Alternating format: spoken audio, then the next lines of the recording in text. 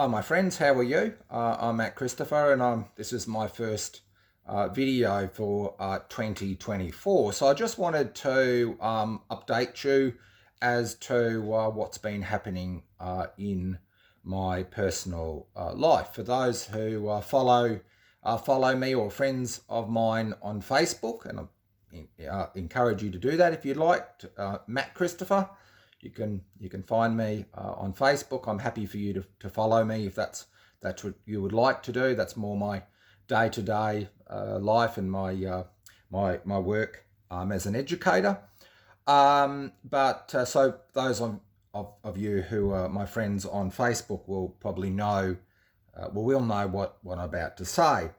I was feeling unwell in the last few months, and then I went to the doctor, and they ran a number of tests on me, and it's come back that I have prostate cancer. So on the 9th of April, I will be going in for surgery to remove my prostate, and then commence treatment after that. So it's been a real shock to me, and of course to Monica and Charlie and my friends and family, and I know many in the wider XJW community who do know me on a personal level have reached out and been a wonderful source of comfort, and also my faith community. They have been amazing in terms of supporting me with my battles, and it's been a big thing. I've always been a person that has endeavoured to do the most that I can in my life. As a Jehovah's Witness, I was very zealous, very faithful in that regard. And then when I realised that that organisation wasn't the truth, and were behaving in a way that was unacceptable from a Christian point of view, not only did I leave in disgust, but became an advocate for change. And I've been very fortunate that I have played a very tiny role in being able to get change, especially when it comes to the protection of children. Played a tiny role in that. Others have done far more of the heavy lifting than what I ever could do. And so it's been a very difficult and stressful time for me, and that's why I haven't really been able to put myself to make the usual videos that I usually do. And may I just say thank you very much. I mean, to a person, thank you for watching my videos. They're a very humble production. One take wonders, I call them. And if anything, if I can do it, you certainly can. If you would like your voice to be heard, and you'd like to be part of the movement that is helping to liberate and reform Jehovah's Witnesses, because they certainly need to. Their behaviour has been and is an abomination, not only to God, if you're a Christian like myself, but also their anti-social policies have destroyed people's lives, literally, resulting in their death. So that's just a little bit about what I've been going through. So yes, the cancer diagnosis was it came out of the blue, but I have faith that and confidence that I will make a full recovery. I know many men my age get prostate or do get prostate cancer. And while there is difficulties after the procedure, there's no doubt about that, they live full and meaningful lives, and I really hope that is what's granted me. But one thing is for sure is I will never stop advocating for victims of Watchtower, ever.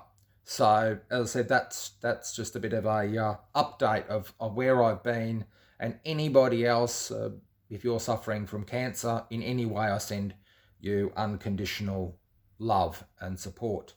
And to any other men who are in their early 50s, please go and get checked. And that's really I believe that's what's saved me is early detection. So go and get your blood test for your PSA, and it can save your life. So just a bit of a health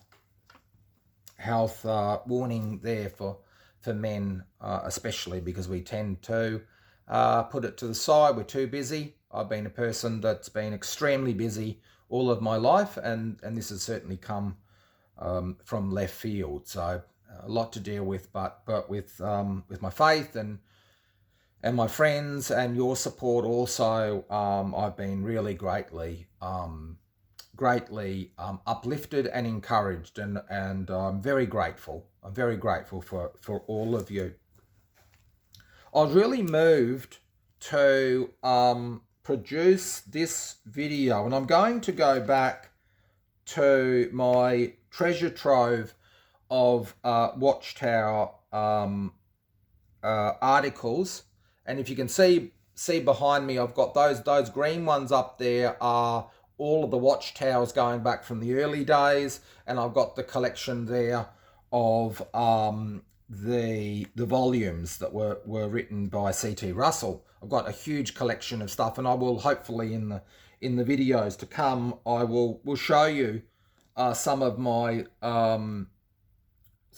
collection. Now, as I said to many of you, is that it's the antidote to Watchtower and the dark arts of Watchtower actually lie in their publications. And many people will say to me, "Oh, Matt, where did you get this from? Where did you get that from?" Now, to be honest with you, I don't. As I said, this is all done on my phone, and I don't edit it. So I wish that I was more tech savvy to be able to put up all of the references, and so sometimes it may come across that I'm not actually reading directly from the Watchtower articles, and so I just keep it very simple. This is all I can do. But today I'm going to go back to Watchtower articles, and what I did is I photocopied many of the articles, because you want to just deal with a particular article. So I will give you the Watchtower that it's from, or what publication it's from, what page it's from, and so forth. So reason why I've done this is because in my time of convalescing, Watchtower's come out with some very interesting clarifications. Very, very interesting. And two of the things that they've sort of started to chip away at was who's going to die and when they're going to die. Now, as a born-in Jehovah's Witness and 4 generations of Jehovah's Witnesses in the family, I have as I said, from CT from Russell's works onwards through Rutherford's The Rainbow series, they were called. I think I've got one of those books up, or The Harp of God, sorry, is up there. Onwards. So you watch what Watchtower is presenting as new light. Now, this is the point. They're now saying that those in the time of the flood, in Noah's time, that, did Noah, and I'm paraphrasing here, did Noah really do this organised preaching work? Was he able to go out there to the unassigned territory? I think one of the members of the governing body said, and if you follow my last videos, and please hold me to this, I'm just never going, I will try never, could slip up, to mention these creatures' names ever again. They just don't deserve that. They're faceless, nameless people. They don't deserve to be put in the spotlight at all. But anyway, one of the governing body members made the ludicrous suggestion that, well, did Noah, while he was building the ark, did he, was there an organised preaching activity? Was he able to go into unassigned territory? Okay, So, would it be right that these people, paraphrasing, that these people that didn't get a thorough witness, and imagine being called back on, or the number of their tent was written down, I imagine, to call back because they weren't home at the time. Did they get a proper witness? And so if that's the case, if they didn't, then is it right that they would be destroyed off to second death and never getting a resurrection? Okay, the issue really is not about whether or not those doctrines, what do they mean? In reality, it doesn't. Okay, people can change their mind anytime they want. But what I want to do is, for those of you who may be looking at this channel for the first time, and you might be, a very, for want of a better word, rusted on witness, and there's no animosity towards you. This video is about basically one question. I want you to listen, and you can do the research yourself. Certainly don't take my word for it. Have a look at the language that is used in my words, not the New Light movement, I call it, the New Light movement. Okay, and have a listen to what they say, and then ask yourself the question, well, if I was there in the congregation and looking through these watchtowers, how would I feel? How would I resonate with that spiritually? How would it resonate in my heart and my mind? Would I believe it? I can't answer that question, but I'd like you to do that. Now, one of the subjects that Jehovah's Witnesses grappled with after the passing of C.T. Russell, after the coup d'etat by Rutherford, who became the second president of the Watchtower Society, and then through his birth of the new nation, then the mass movement of Jehovah's Witnesses occurred. The Watchtower became the paramount concern for Jehovah's Witnesses, and that was viewed as the food in the proper time. Okay, and this was directed, or said to be directed directly by Jehovah God himself to the organisation. Now, the issue was, we'll start off with a subject, and it's not particularly, it's not as critical as, for instance, the blood issue, the disfellowshipping issue, anything like that. It's the issue of what they called the higher powers, because the Apostle Paul mentioned in inspiration that Christians need to be in subjection to the higher powers. So what did that mean? Now, what the Bible students believed was that I haven't got the reference here, but anyway, here we go, have got it. The Millennial Dawn, and it's volume 2, for those of you who maybe you can stop this video and take a note down. Volume 2 of The Time Is at Hand, Millennial Dawn, on page 81. And this is what Russell said on the issue of these higher powers and being in subjection to them. He says here on page 81, pardon me. Christians should, I'll just put my glasses on.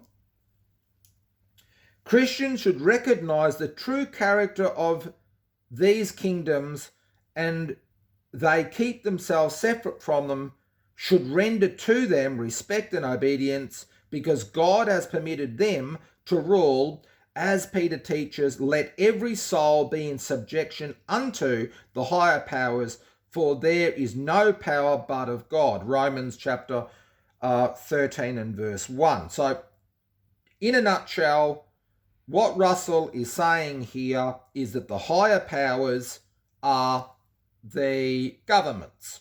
Okay, kings, rulers, so forth. They are the higher powers. Okay, so that's the point. Anyway, I'm going to flick over to the Watchtower. This is the Watchtower, June the 1st of 1920. And the actual theme is the higher powers. Okay?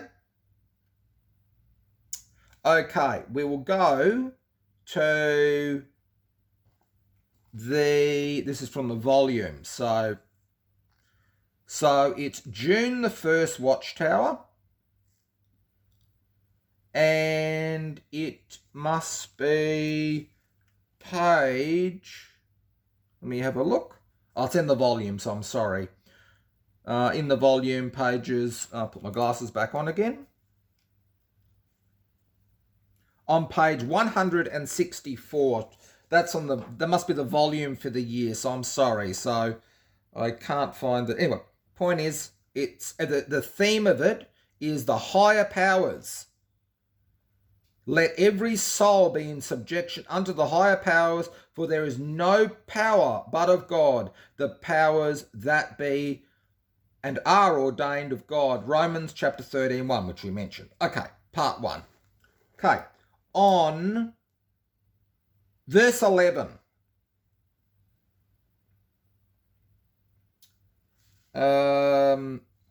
It says, It is not therefore clear that there can be decidedly improper application of the words of the Apostle Paul when applied to the governments of the world. When he said the powers that be are ordained of God, does he have any reference whatsoever to the Gentile nations of the earth? It is not more reasonable that he directs his words exclusively to the powers possessed and exercised in God's organization. Is it not those that are exercised in Satan's organization? So here, I'll just go over. So here they're turning and saying that the higher powers are in fact, that must be in subjection, are not, as Russell said, and the Bible students believe, that was the governments. Okay? Goes over here in at the end of verse 13 of that the Watchtower of June the 1st, 1929. These scriptures prove that Jesus Christ is the higher power and that Jehovah is the highest or supreme power. The highest power may therefore be applied to both Jehovah and Jesus. So this is what they're saying here. Go over to 31, verse 31 of that Watchtower article. This proves that the higher powers are Jesus Christ and Jehovah, and the supreme power is Jehovah. Okay? Down at the end of that verse, the apostle could not mean that the higher powers are the Gentile powers. It is not possible that these are higher than and have control over God's arrangement of his own people. So it's pretty strong. Pretty strong.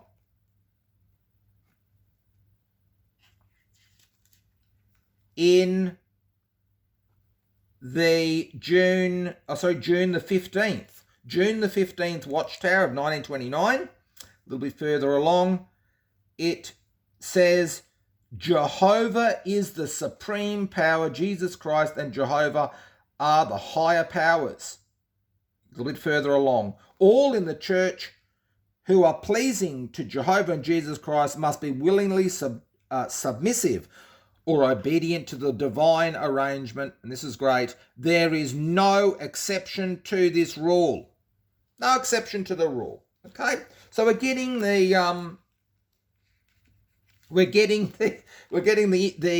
thrust of this. Really important. In 1939 yearbook. 1939 yearbook of Jehovah's Witnesses. 1938, pardon me. On page 19. I want you to think, you're reading this, okay? So there's no exception to the rule. Jehovah and Jesus Christ are the superior authorities. Okay, 1938, we'll go to the yearbook on page 19 of the yearbook. Get ready for this. Under the wily and seductive influence of the devil, religious and political rulers of the world have seized upon a scripture concerning the higher powers and have wrongfully applied it, and have assumed and have taught the people of this earthly politicians who fill their coffers constitute the higher power. This is not only wholly false, but a defamation to God's name. Jehovah God and Jesus Christ are the higher powers. Okay, I'm going to read that again because I want you to think about this. You're there, you're at the meetings, you're reading this. What is the impact that it's having on us? I know the impact that it had on me. Not 1938, I wasn't born. But that kind of language, I'm going to read that again. Under the wily and seductive influence of the devil, religious and political rulers of the world have seized upon a scripture concerning the higher powers. Remember, so Russell said that the Bible students still believe that the higher powers is governments, permitted to rule, but wrongly applied it. And they've taught the people that these earthly politicians who fill their coffers constitute the higher powers. And this is the kicker. This is not only wholly false, but a defamation of God's name. Jehovah God and Jesus Christ are the higher powers. Okay, we're starting to get the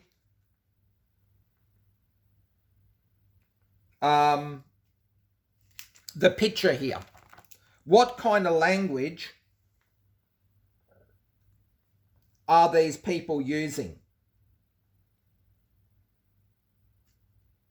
Now, just to back this up, in 1946, the Watchtower, this is the February the 1st of 1946 Watchtower. February the 1st, 1946, so moving sort of 10 years at a go. We get to page 40, and it says here on page 40 verses 12. So they're doing a victory lap here. They no longer bow their necks under the impression that the worldly authorities who fight against God are the higher powers. Goodness me.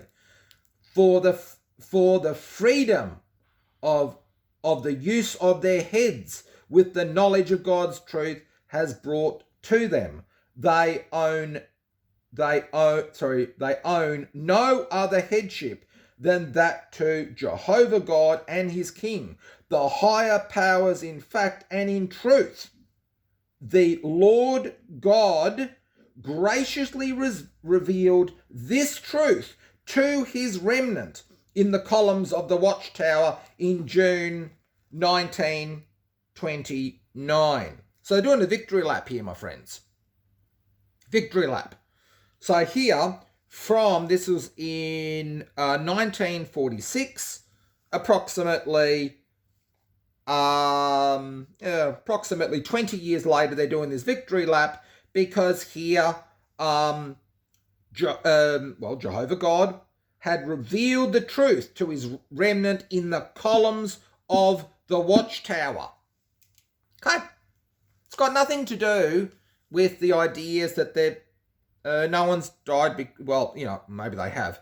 But it's not like the disfellowshipping process. It's not like the blood issue. It's not like the organ transplant issue, and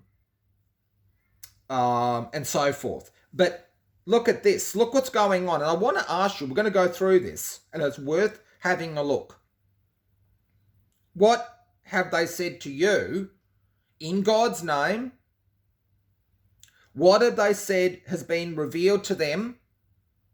And how happy they are that it's been revealed? And then what's the end result? So it's really important to have a look at this, and basically the Jehovah's Witness playbook.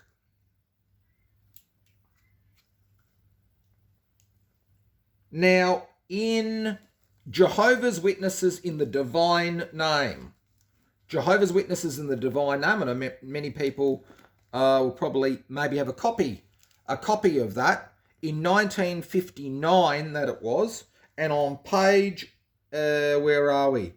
Chapter 14 and page 91. And it's called Organising an Active Service. Now we're back to this old chestnut again. So this is in verse 1. Following World War I, this is dropped down, there were many false doctrines. That was that the higher, the superior authorities, the higher powers, so to speak, were Jehovah God and Jesus Christ. Wrong. And it says, so false doctrines and practices that had not been cleansed out of the organisation with considerable misunderstanding they had accepting earthly political governments as the superior authorities that God had ordained according to Romans 13:1. So we've come now to 1959. Okay, so still doing a victory lap because what the Bible students thought, what Russell taught, what others felt, how glad they are that this is all being cleansed out. And as I said, as it says there in verse 1, there were many false doctrines. Remember that? False doctrines that had yet to be cleaned out of the organisation. Just remember that. So this was a false doctrine that needed to be cleansed out. Okay. Now, we go now to the new light and about the higher powers. Now, it changes back to... So the last one was in 1959. Now they're going, Michael J. Fox, they're going back to the future to the old light. This is the one that needed to be cleansed out. This is the one that Jehovah revealed to them. This was the one that was what did it say there? It was a beautiful turn of phrase, actually. Here we go. This was Satan. He's up to his old tricks again. That the seductive influence of the devil. Okay, the great seducer. Okay. So Satan was responsible. Are you following this? Satan was responsible for this. Satan was responsible for what the Bible students thought. Okay. And this needed to be cleansed out. Satan was responsible, okay? And this was an affront, blasphemy to Jehovah God. Okay, here we go.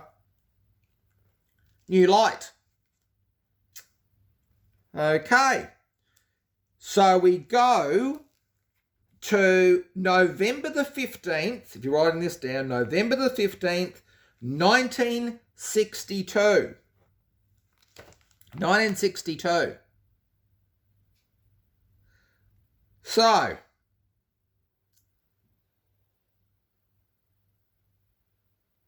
okay, November the 15th, 1962 Watchtower, and the subheading, rejection, there you go, Freudian slip, subjection to superior authorities. Why? And it quotes Romans 13:1. Let every soul be in subjection to the superior authorities, for there is no authority except by God, the existing authorities stand placed in their relative position by God. What I want you to look at too is I have quoted, this is from the Watchtower articles. Now we've gone Romans 13:1. First of all, with Brother Russell and the Bible students, it meant the governments that were placed in their authority, relative authority. Then it's under Rutherford becomes Jehovah God and Jesus Christ, and thank goodness, because it was Satan was a little temptress and he was seducing everybody. And then here we are in 1962 with exactly the same scripture. Can you see this? Exactly the same scripture, but it means something totally different. Isn't that interesting? The Bible hasn't changed, but the interpretations do. Now, so we go to verse 7 of November the 15th, 1962, Watchtower. I'll just read from the end of verse 7. Paul passes on in his discussion of the superior authorities, and thus has his sights focused on not what is inside the congregation, but what is outside. Get ready for this. So the superior authorities have their setting logically in the world outside the congregation. Certainly we cannot close our eyes to the fact that there are authorities outside the Christian congregation. Well, yes, you can. Okay? But what's beautiful is there is a cover-up. Because at the end of that, if you look down at the bottom, if you get your hands on the November the 15th, 1962 Watchtower, there's a footnote and it says, see divine plan of the ages. Well, we know what Russell said, right? And then it doesn't mention that doesn't mention, my friends, that, so what they're trying to say, are you ready for this? That they are in line with CTR, with Charles Taze Russell, with the divine plan of the ages, right? But they don't tell you that they changed their mind in 1929.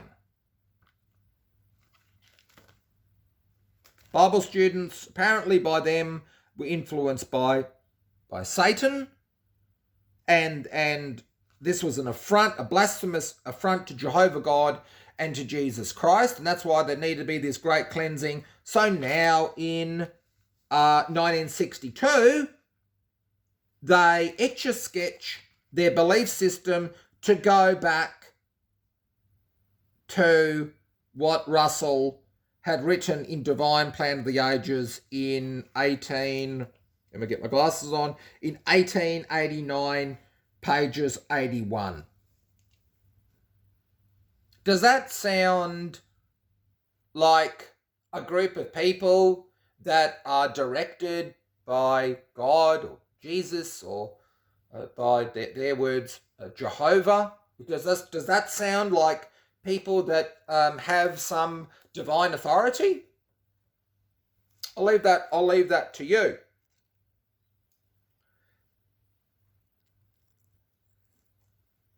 Now, in verse of the same Watchtower article of November the 15th, 1962, on verse 13, it says this: since Christians cannot avoid dealing with worldly government, this is unbelievable. Paul tells Christians in Rome, let every soul be in subjection to the superior authority.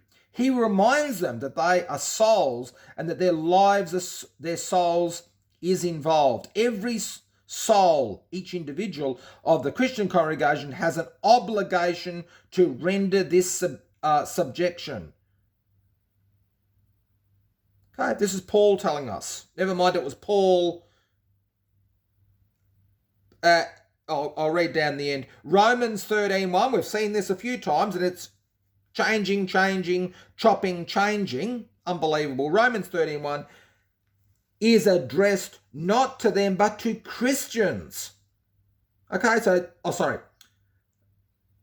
I'll go back up. Heavenly angels have fought in times past against human political governments and will yet fight against them in the war of the great day of Armageddon. So, here we go.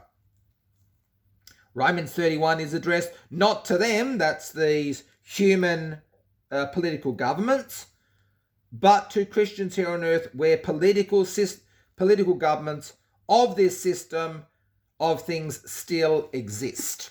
Okay. And same article, Christians subject themselves to Gentile superior authorities. Okay? And it goes back to, if the footnote again, goes back to Zion's Watchtower of 1882, pages 5, which talks about Christians or Jehovah's Witnesses being in subjection to the government. So what happens here is they decide when they want to use Russell's writings, when they want to have that brought into play, when they don't, and there is absolutely no conscience that the intervening years where you've got Paul, they're saying Paul said this, then Paul said that, then Paul said something else. He didn't change his mind. The Bible wasn't changed. The governing body of Jehovah's Witnesses did and do. Okay, so can we see the case that we're building here? Now, we're going to get to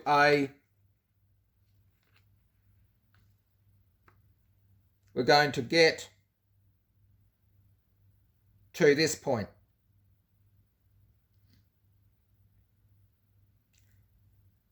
We get to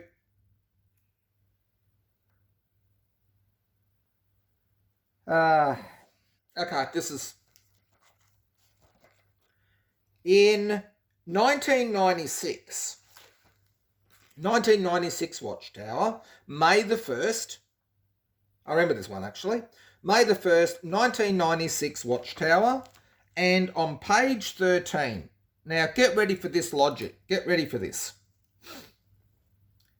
In 1929, at the time when laws of various governments were beginning to forbid things that God commanded or demanded things that God's laws forbid, it was felt that the higher power must be Jehovah God and Jesus Christ.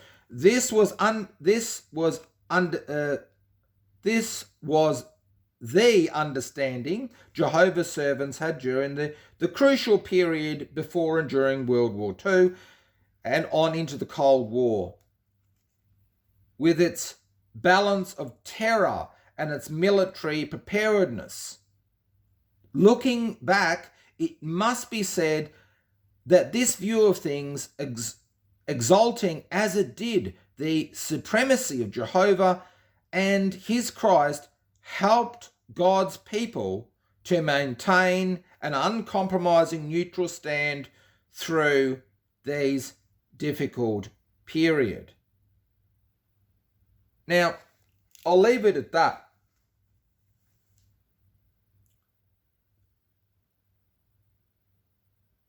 The only reason, and I know many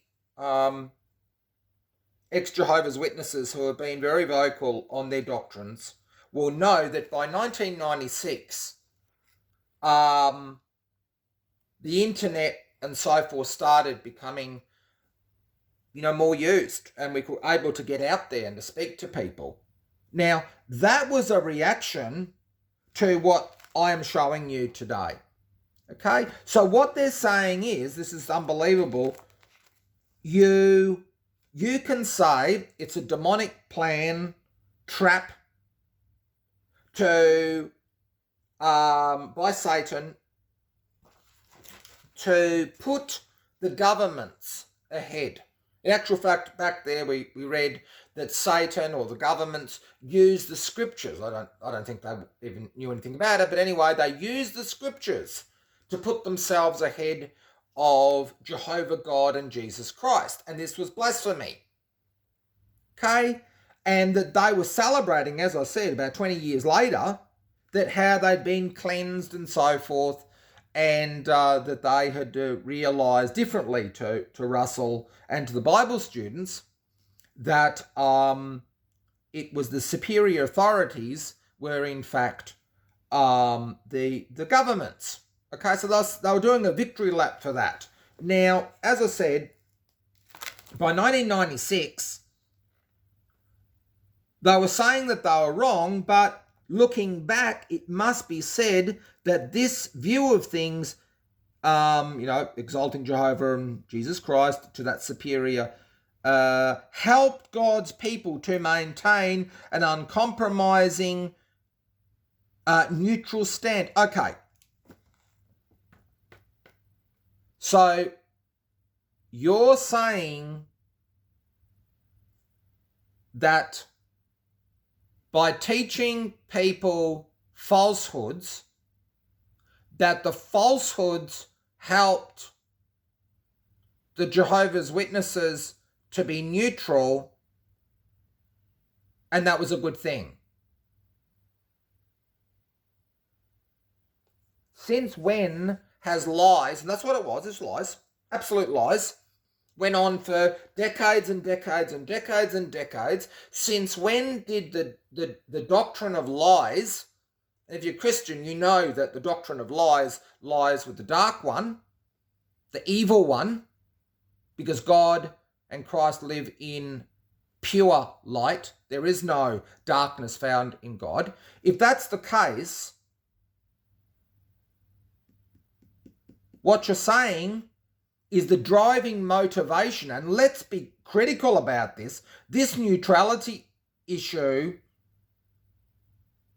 you misled people to make a stand which cost them their lives based on lies. If that wasn't the case, which you changed, which Russell and the Bible students, and they continue to identify that these governments are in the authority in that place, allowed by God, there would have had to have been people that would have made different choices, had to have. Okay, that resulted in people dying. Okay, now, to me, and I know we've gone through a few of these articles, I've got so many more, and this is, and hopefully I've given you the backing, the reference, I should say, for this. Bit dry, but point is, if you're a Jehovah's Witness and you read that and you see that, is it possible that what they're saying isn't true? And we just showed you. And I can go through 1,000 subjects like that. What is the result of this? It's death. And the question is, if God is a God of love and God is a God of truth, do you believe that following doctrines and teachings that are not true, and this is what Watchtower's telling you, they weren't cleansed of them, resulting in people's death? The neutrality issue in World War II was death dealing. Okay? Now remember, you weren't even allowed to put on a uniform. You weren't even allowed to do non-combatant duty. Okay? You weren't even allowed to work in a soup kitchen for the armed forces. You're not even allowed to change tyres for them, for instance, if you're in a uniform. You didn't have a choice, couldn't put on a uniform, couldn't do anything, because you had to be loyal to the superior authorities of Jehovah God and Jesus Christ, which was an absolute and utter lie. absolute and utter lie. Jehovah's Witnesses tell you that it's a lie.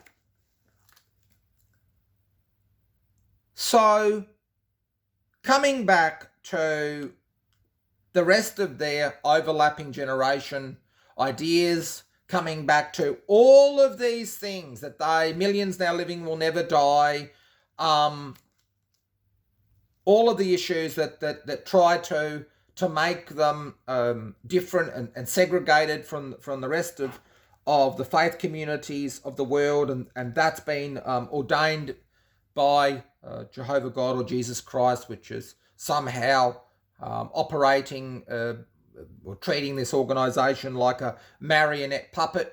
Every move that they make, every gesture that they do, every policy that they write, every opinion that they put out, that somehow that comes from Jehovah God or Jesus Christ. It doesn't. Clearly doesn't. Now, as I said, I hope that this video a bit longer than usual, but I'm fired up about this. I see what they're doing. This is, at the very least, I hope that for those who are new to this channel, is you can actually go back. It's very easy to do. Go back, type in a subject, whatever it may be, and then go and have a look what Watchtower said, and have a look at the absolutely ungodly language that they use. Now remember, if you're sitting there in the Kingdom Hall and someone is saying to you, this is what Jehovah expects, don't you want to be loyal to Jehovah? How much does Jehovah mean to you? What has he done for you? Wouldn't you, if you're a believer in that, wouldn't that be tugging on your heartstring? Wouldn't you be thinking, I want to do everything right by Jehovah? Of course you would. It's a trick, my friend. It's a trick. Because as I've showed just with this one subject, the lies and the deceit, and that's what they are. They're lies and deceit. The twisting of the Bible, as we showed you there with Paul's words. Paul didn't change his mind every 5 minutes. The Bible didn't change. It hasn't changed from the beginning. Okay? It hasn't. So I hope that this has been food for thought, and also maybe I'll do. I think the next one, because this is in my research here. I might just go back and have a look at the organ transplant issue, because I found some more stuff on that, and I think that is really really important to have a look, because the rumours, at least I don't know whether they're true, but what could be becoming a conscience issue over blood, what may percolate over that. I want to sort of preempt that and give you the backing as for why it is so important to go back to source when it comes to Watchtower. Because their policies, their procedures, their opinions are death dealing, and most importantly, spiritually. That's for sure. Well, thank you very much, and thank you for being my friends, and thank you for supporting my very humble little channel. And as I said, I'd love to be able to meet you in person. If you ever happen to be in Australia, please look me up. And also, after my cancer treatment, I hope to be able to go back to Europe or the States. So I'd love to be able to catch up with you. And thank you to all of the work for all the other activists and those who have decided to keep Watchtower to account. So I hope that my tiny little part is of benefit to you. So thank you very much, and I hope you have a wonderful day. I'm Matt Christopher, and thank you for watching my channel. Cheers, guys.